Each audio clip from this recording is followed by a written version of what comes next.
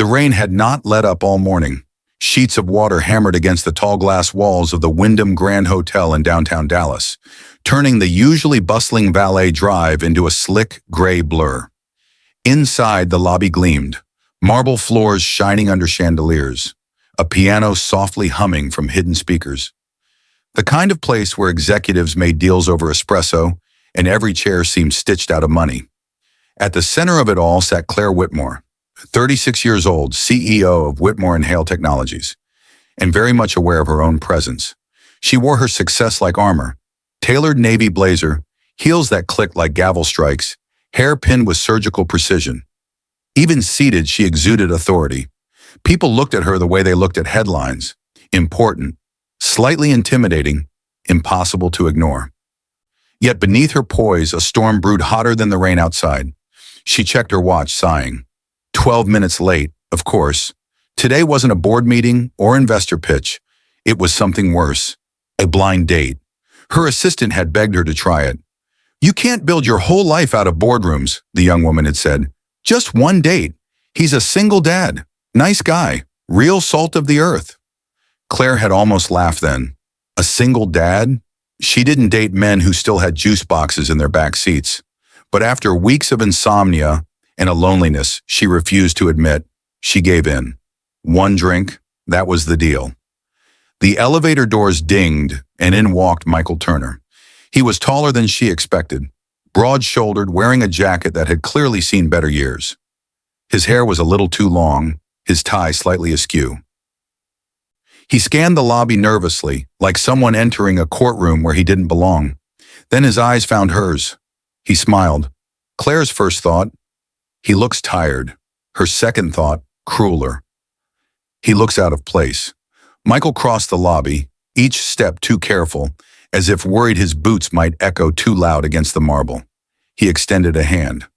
"Claire? Hi, I'm Michael. Sorry I'm late. Traffic was, Claire didn't rise.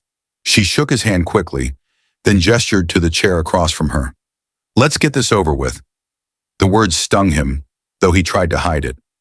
Sitting down, Michael adjusted his jacket, glancing at her sleek phone resting on the table like a weapon. "So, I guess I should tell you about myself," he started. "I'm a firefighter. Been with the station 14 years.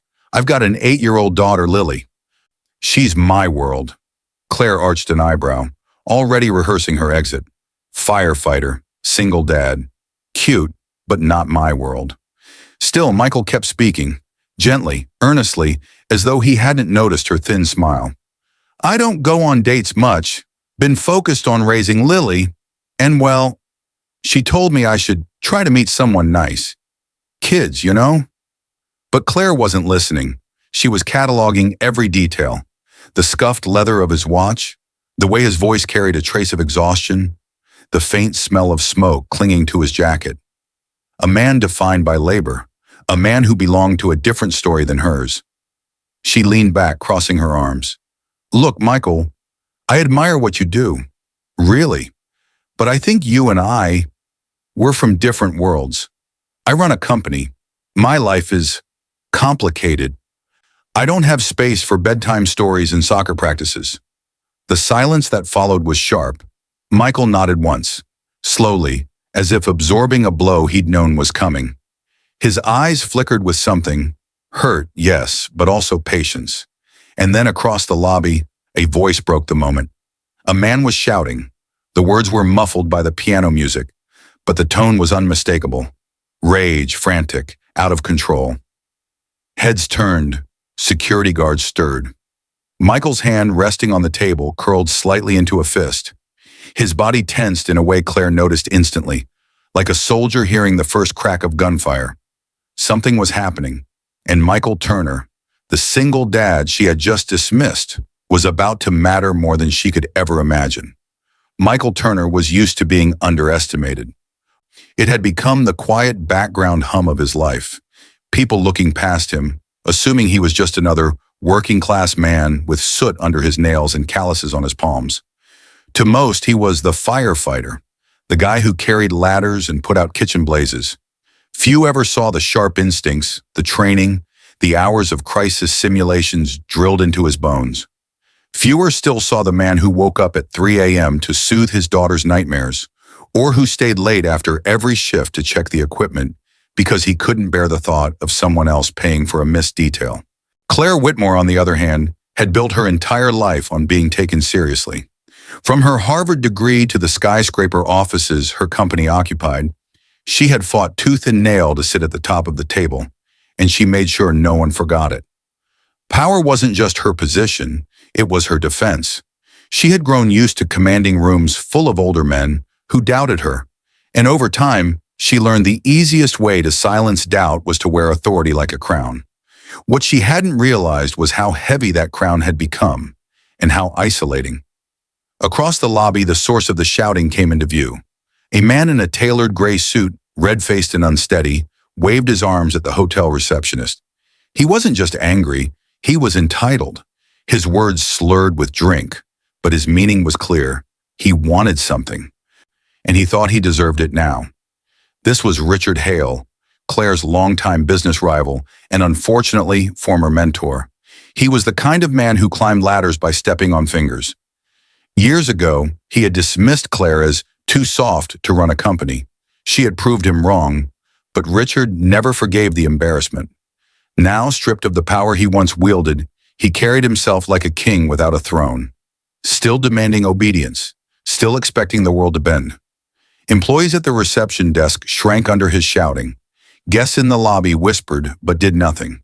People averted their eyes, pretending not to notice, as if silence might protect them from being dragged into the storm. That was the cruelty of power misused. It froze everyone else in place. Claire's jaw tightened. She knew Richard well enough to recognize the danger in his temper, but still she stayed seated. Her instinct was not to intervene, but to wait for security. That was her world. Protocol, systems, authority. Michael, however, leaned forward. His pulse slowed instead of quickened, his breathing even. It was the kind of shift most people would miss, but to someone trained in emergencies, it was everything. His body was already preparing, scanning the exits, measuring distance, reading posture. And Claire noticed. For the first time since he had sat down, she saw something flicker beneath Michael's calm brown eyes. Something steady, something strong. She didn't understand it yet, but she would, because injustice was about to take center stage. And Michael Turner, the man she had dismissed as unworthy, was about to step into a role no one in that lobby expected. Richard Hale's voice rose, bouncing off the marble walls of the lobby like a gavel striking glass. "I've been coming to this hotel for 20 years, he barked at the young receptionist, and you're telling me you can't give me the suite I want? Don't you know who I am?" The receptionist, barely in her 20s, shrank back. Her hands fumbled with the keyboard as she stammered. "I'm so sorry, sir, but the presidential suite is already booked. If you'd like, we can—" Richard slammed his palm against the counter. The sound made guests flinch. "I don't want a suggestion. I want results. Call your manager. Call your owner. Hell, call the mayor for all I care. I will not be treated like this." Claire exhaled sharply. The man was humiliating that poor girl in front of everyone, and still the lobby stayed quiet. Guests stole glances but buried themselves in their phones or coffee cups. People wanted comfort, not confrontation. Michael watched closely, but not just with his eyes. His whole posture leaned toward the scene, ready like a spring drawn back. To anyone else, it looked like simple curiosity. To him, it was assessment. Richard's eyes flicked across the lobby, then landed, unfortunately, on Claire. His scowl sharpened. "Well, well," he sneered, voice carrying. "If it isn't the Queen herself, Claire Whitmore, sitting pretty while I get disrespected by hotel staff. You must be enjoying this." Heads turned. Claire stiffened under the sudden spotlight. Richard had always known how to turn a room into his stage. "I'm not involved." "Richard," she said firmly, her voice cutting but steady. "This has nothing to do with me." "Of course it does," Richard shot back. He stepped away from the counter and strode toward her, unsteady but dangerous. "You love to see me knocked down, don't you? You're probably thrilled watching them tell me I don't matter. But let's be honest, Claire. You were nothing until I gave you your first chance." A hush swept over the lobby. Strangers leaned closer, caught in the drama. Michael's hands tightened in his lap. He could see the flush creeping up Claire's neck, the effort it took her to hold her composure while Richard chipped away at her dignity in front of an audience. She had sparred with him before in boardrooms, but here, this was personal. This was cruelty masquerading as truth. Claire tried to deflect. "Richard, you're making a scene. Why don't you sit down before you embarrass yourself further?" Richard laughed, a jagged sound. "Embarrass myself? No, I think the embarrassment is yours. Sitting in your glass tower, pretending you're better than the rest of us? But I know you, Claire. You're still the assistant who fetched my coffee once upon a time." The words hit like darts. Claire's cheeks burned, though she kept her face calm. Still, her silence betrayed a crack. She hated that part of her past being dragged into the open. She hated the whispering guests, the receptionist pretending not to listen, the way Richard used power like a weapon. And then, just loud enough for Michael to hear, Richard sneered. "What's this, a date? With him?" He nodded at Michael, dismissing him with a glance. "A firefighter? That's rich. From billion-dollar deals to blue-collar scraps. Tell me, Claire, did your standards drop that low? Or are you just slumming it for fun?" The words sliced through the air. Claire froze. Michael didn't flinch. His jaw clenched, but he stayed quiet, his silence carrying a weight that unsettled Richard more than any comeback could. The lobby had shifted now. People were watching openly, waiting, some with pity for Claire, some with smug interest. The receptionist stared down at her desk, wishing she could vanish. It was injustice in plain sight, a man in power humiliating others simply because he could. Claire's career depended on appearances. Every eye on her felt like a judgment. If she exploded back at Richard, it would become gossip by morning. CEO loses her temper in hotel lobby. If she walked away, she'd look weak. And Michael? Michael knew what others didn't. This wasn't just a man blowing off steam. The quick breaths, the glassy eyes, the way Richard's fists flexed and unflexed. Those were signs of escalation. Signs that words might soon turn into something worse. He scanned the room again, the exits, the number of bystanders, the nearest obstacles. His instincts whispered to him, "Be ready. This isn't over." Claire sat perfectly still, her pride and reputation on the line. Richard loomed closer, drunk on attention, drunk on power. The rain pounded harder outside, rattling against the glass as if the world itself could sense the storm about to break inside the Wyndham Grand. And Michael Turner, the single dad in a scuffed jacket, was the only one in the room who seemed to know just how dangerous this was about to get. Michael stayed still, though every muscle in his body hummed like a wire straining under pressure. To the casual observer, he was just a tired single dad sitting uncomfortably at a table, watching someone else's drama unfold. But beneath the surface, years of training clicked quietly into place. He remembered nights in the firehouse, the smell of burnt rubber still clinging to his gear, as his captain drilled the crew on scenarios that never made the evening news. Not just fires, but hostage situations, chemical leaks, collapsed buildings. "Anything can happen," his captain would say, pacing in front of them. "And when it does, you don't have time to think. You rely on what's already carved into your bones." Michael had learned to read chaos like other men read newspapers. The angle of a stranger's shoulders, the way a hand trembled, not with fear, but with rage, the distance between a body and a door. To most, these details meant nothing. To Michael, they were warnings, silent signals of what was about to erupt. As Richard leaned closer to Claire, his words dripping venom, Michael felt the old switch inside himself flick on. Calm, cold, calculated. He didn't move, didn't speak. But inside, he was already mapping the room, the lobby's wide-open floor, the clusters of bystanders, the receptionist's frozen stare. His mind cataloged every potential risk. And then another memory surfaced, unbidden. Lily, his daughter, sitting cross-legged on her bed last month. Her small hands clutching a picture book, her voice drowsy but insistent. "Daddy, you're like a superhero. You always save people." He had smiled at her then, brushing her hair back from her forehead. "I just do my job, kiddo." But Lily had shaken her head, her eyes wide with certainty. No. You do more than that. The words echoed now, faint but steady as he sat across from Claire. Michael's gaze shifted to her. Beneath her polished exterior, he saw something flicker. Fear? No, not fear exactly. Strain. The effort it took to stay perfectly composed while being humiliated in front of strangers. She was fighting a battle of image, while Richard was trying to strip that image apart piece by piece. Michael clenched his jaw. He wasn't here to fight her battles. He was just a blind date she already regretted.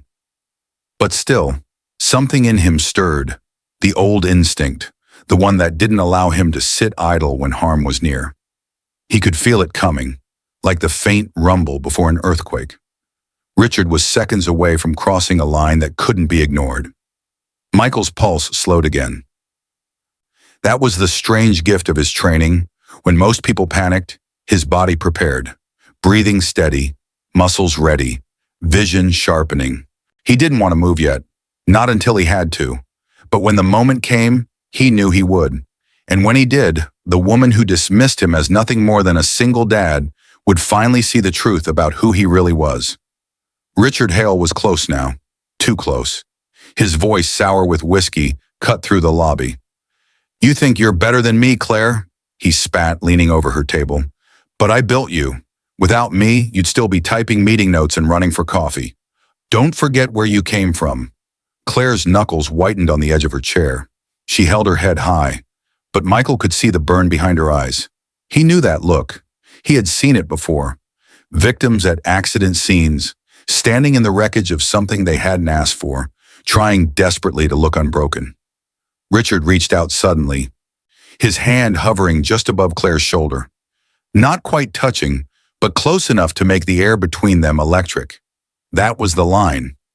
Michael was on his feet before anyone registered the movement. His chair scraped back quietly, but the suddenness of his rise made heads turn.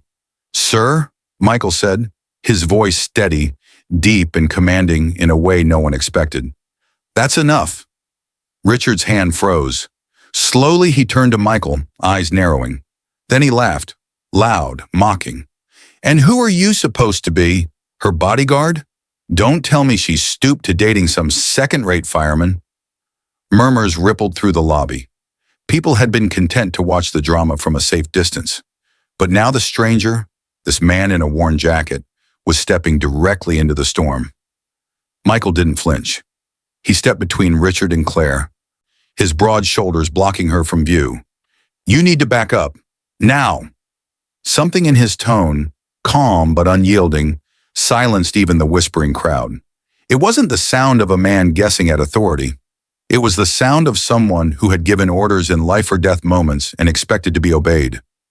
Richard sneered, but his voice wavered just slightly. Or what? You'll douse me with a hose? You don't belong here. This is a world of power, not grunt labor. Michael's eyes hardened. Power doesn't mean tearing people down. It means protecting them, something you clearly never learned. The words landed heavy. Richard opened his mouth, but Michael moved before he could speak again. He reached into his jacket and pulled out a slim, black leather case, worn but well kept. He flipped it open. Inside, gleaming under the lobby lights, was a badge. Not just a firefighter's shield, but one with gold trim and lettering that made several onlookers gasp. Captain Michael Turner, Special Operations. The crowd stirred. People leaned forward. Even the receptionist's jaw dropped. Claire blinked, her breath catching. She had dismissed him as just a single dad, but in that moment, she saw something entirely different. A leader, a man who carried authority born not from arrogance, but from responsibility. Michael's voice cut through the stunned silence. Richard Hale, he said firmly, step back. You're creating a public disturbance. If you continue, I'll have security escort you out, and I'll file an incident report myself. Richard's face twisted, caught between fury and disbelief. You're bluffing. You think flashing a badge makes you someone? Michael didn't raise his voice. He didn't need to. This isn't a bluff. I've seen men twice your size crumble when they thought intimidation gave them power. I'm telling you now, your words are finished. The authority in his tone left no room for doubt. It was the voice of a man who had pulled survivors out of burning buildings, calmed panicked crowds, and given commands when seconds meant lives. Richard's bluster faltered. His shoulders sagged slightly, as if the fight had been drained out of him by the sheer force of Michael's presence. Around the lobby, people began to murmur again. But this time, the energy was different, respectful, relieved. Claire rose slowly from her chair, her posture regaining the dignity Richard had tried to strip away. She stepped out from behind Michael and faced her old rival. Her voice was calm, but her words sharp. "You just exposed yourself, Richard. Everyone here saw who you are without your boardroom to hide behind. You don't own me. You never did." A wave of quiet applause rippled through the lobby. A few guests nodded in agreement. The receptionist, cheeks flushed, straightened at her desk with a small, grateful smile. Richard looked around and realized, perhaps for the first time, that the crowd was not on his side. He wasn't feared. He was pitied. His mouth opened, then closed. Without another word, he turned and stormed out, his shoes squeaking against the marble. The tension that had strangled the room lifted like smoke after a storm. People began whispering again, not about Richard, but about the man who had stood up when no one else did. Michael tucked his badge back into his jacket. His expression was calm, almost casual, as if what had just happened was nothing more than routine. But to Claire, to everyone in that lobby, it had been extraordinary. She looked at him differently now, not as a blind date she wanted to escape, but as someone far more complex, far more powerful than she had ever imagined. And for the first time that evening, Claire Whitmore, queen of composure, master of control, felt her armor slip just a little. The lobby was different now. The tension that had once gripped every corner had melted, replaced by a hush of awe and relief. For a long moment, no one moved. It was as though everyone needed to breathe again. Then the receptionist, the young woman Richard had berated, stepped out from behind her desk. Her hands trembled, but her chin was lifted. "Thank you," she said softly, looking at Michael. "No one ever stands up to people like him." Michael gave her a gentle nod. "You didn't deserve that. Nobody does." His voice was steady, grounding, the kind of voice that lingered in your chest after hearing it. Around the lobby, other guests began to murmur words of thanks. A man in a business suit clapped Michael on the shoulder as he passed. A mother with 2 kids whispered, "You're a hero," before guiding her children to the elevator. The small ripples of gratitude spread, weaving a new atmosphere into the grand hall. Safety, respect, even admiration. Claire stood among it all, still processing. For years, she had lived by the belief that strength meant distance, that the higher you climbed, the more you had to wall yourself off to survive. But tonight, she had seen a different kind of strength. Not loud, not boastful, but rooted in service. And it had come from the man she had dismissed without a second thought. She turned to him, her voice softer than before. "Michael, I misjudged you." He gave a small smile, shrugging as if the entire confrontation had been nothing more than routine. "Happens all the time." But Claire wasn't satisfied with that. "No, I mean it. I thought you were just a guy with a nice story. A dad who works hard. I didn't see this. The way you handled him. The way you—" She stopped, her throat tightening. "I owe you an apology." Michael looked at her for a long moment. "You don't owe me anything. I didn't step in for you. I stepped in because what he did was wrong. That's all."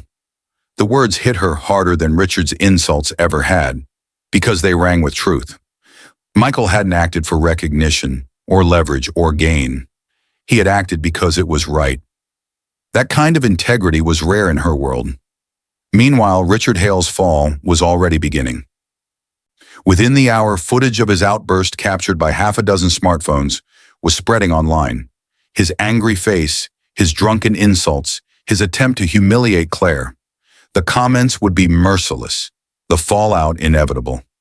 His name, once synonymous with power, was about to be dragged through headlines for all the wrong reasons. By the time he sobered up, Richard would find himself at the center of an uproar. Investors pulling out. Board members demanding answers. His influence shattered by his own arrogance. He had written his downfall in his own handwriting, in full view of the public. Claire, by contrast, found herself lifted higher. Guests and employees alike whispered about how composed she had stayed under attack, how she hadn't stooped to Richard's level. But even more than that, they whispered about the man at her side, the quiet firefighter who had turned a scene of humiliation into a moment of justice. Later that week, Claire's board members would commend her poise, and journalists would write about the incident at the Wyndham, with her framed as the wrong party who rose above. But tonight, in the quiet after the storm, none of that mattered. What mattered was the man sitting across from her again, calm as if nothing had happened. She studied him differently now, her voice low. "You know, you're not what I expected." Michael chuckled softly. "That makes two of us." For the first time all night, Claire laughed, a genuine, unguarded laugh. The sound surprised her, light and unfamiliar, like something long forgotten. The rain outside had slowed to a drizzle, the storm finally passing. Inside, the lobby had returned to its usual rhythm, but for Claire, everything had shifted. She looked at Michael Turner, the single dad, the firefighter, the man who carried both tenderness and power. And she realized that strength wasn't about building walls. It was about knowing when to stand firm and when to protect others. And maybe, just maybe, it was about letting someone else stand beside you. 6 months later, the Wyndham incident had faded from daily headlines, but its ripples were still spreading. Michael Turner returned to his station house each week, but something had shifted. The city council had invited him to speak at schools, teaching kids about courage and community. The department asked him to help train younger recruits, not just in firefighting, but in crisis leadership. And though he still packed Lily's lunch every morning, he did it with a new sense of pride. Knowing his daughter's wide-eyed words had been right, he was more than just a firefighter. He was a protector in every sense of the word. Claire Whitmore had changed too. Her company began funding community partnerships with first responders, programs that made technology accessible to firehouses and paramedics who needed better tools. When asked why, she told reporters, "Strength isn't just about climbing higher. It's about lifting others with you." It became her new mantra, and people noticed. Employees felt more valued. Clients trusted her more deeply. She wasn't just a CEO anymore. She was a leader. As for Richard Hale, his downfall was quiet but complete. The video of his outburst never truly disappeared. Investors pulled back. His once loyal board pushed him aside. He spent his days trying to claw his way back into relevance, but the world had moved on. The man who once commanded attention now sat in the shadows, undone not by his rivals, but by his own arrogance. And yet, in a way, Richard's collapse was part of the lesson. Power without integrity cannot last. Michael and Claire still met for coffee sometimes. Their relationship wasn't about titles or appearances anymore. It was about respect, shared values, and the quiet comfort of knowing that even the most unexpected people could change the course of a day or a life. Looking back, the hotel lobby felt like a stage where two worlds had collided, one built on ego and fear, the other on service and courage. Only one of those worlds survived. The truth was simple. Greatness isn't always found in boardrooms or corner offices. Sometimes it shows up in a scuffed jacket with calloused hands and a heart trained to protect. And if you remember anything from their story, let it be this. Never underestimate the quiet strength sitting across from you, because that strength might be the one to change everything when the moment comes. If this story inspired you, subscribe and share it. Let others be reminded that dignity, courage, and integrity matter more than power or status. Someone out there might be waiting for the reminder that their quiet strength is exactly what the world needs. Thanks for watching and being part of this story.